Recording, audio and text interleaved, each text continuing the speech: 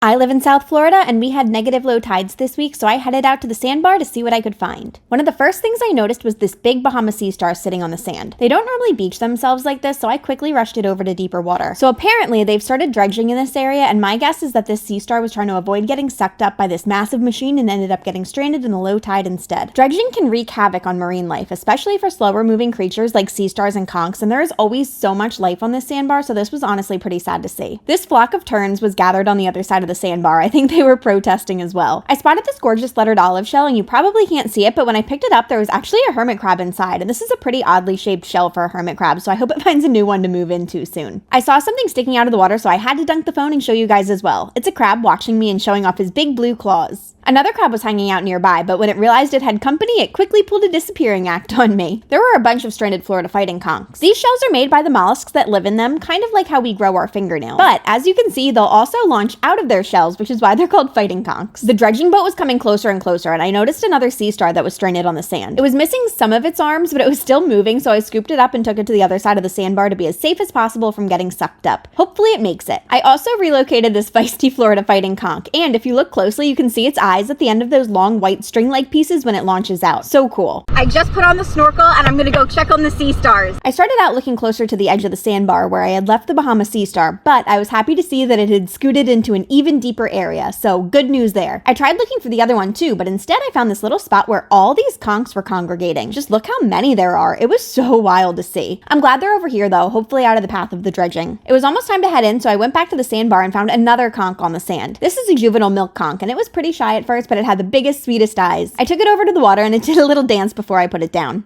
As you can see, there's some really dark clouds behind me, so we are headed back. Thanks for joining me on my walk. I'll see you next time I'm at the sandbar.